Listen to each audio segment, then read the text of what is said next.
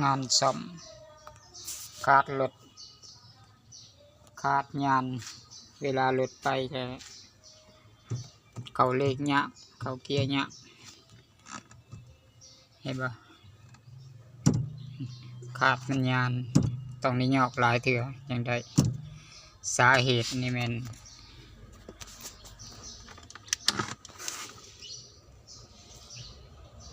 ก็เป็นหัวน้ำมันเบรกย่อยก่อนอื่นมุดเขาก็ต้องไขฝากระโปรงนะไขเต้าน้ำมันเบรกไขฝาออกแล้วสิมีแนวตอง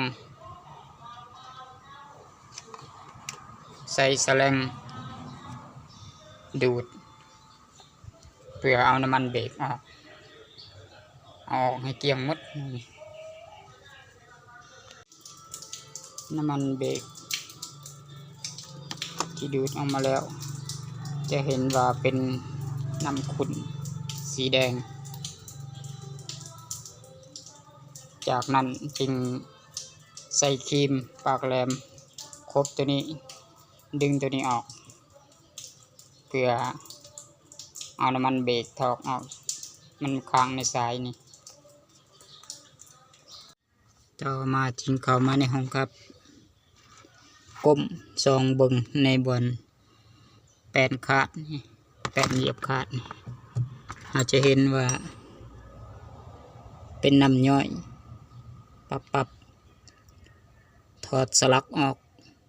แล้วก็ไม้น็อต12มาออกมาแล้วหน้าตาก็จะประมาณนี้สาเหตุมันหัวนี่ยันสิ้นตัวนี้สิ้นทางหลังมันขาดหรือมันจอยเหยียบลายเถื่อแล้วมันหัวมันซึมออกเดี๋ยวเราไปหา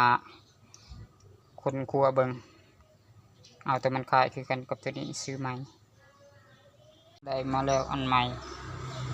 ตัวนี้อันเก่าเราจะเห็นว่าตัวนี้มันโมก2 อันเพราะว่าเราเหยียบมันลายตัวนี้อันใหม่นี่มันจะออกมันจะบานออก2 อันนี่เดี๋ยวเรามาลองใส่กันเลยใส่วิธีที่1บ่ผ่านโยกเขามันติดเลยเอาตัวนี้มั่งออกมาเบิดวีดันใส่ลมดันเอาตัวนี้ออกแล้วเอากระเล็ดมาทาใส่บางๆจึงดันเขาประกอบเขาแล้วสมบูรณ์ต่อมาจึงถอกน้ำมันเบรกใส่ฮอดขั้นตอนตัวนี้จะยากหน่อยหนึ่งหลังจากเราใส่น้ำมันเบรกแล้วให้ใส่กระแจ10หันน็อตทางพื้นออกหน่อยหนึ่งแล้วจึงมาไหลลมอยู่ถึงโดยการโยกเบาๆหลายๆเถื่อจนมันตึงในมือมันยังแล้วก็ไปหันน็อตในลุมไหลลมคาดสุดลุมสุดถึงถือว่าแล้วสมบูรณ์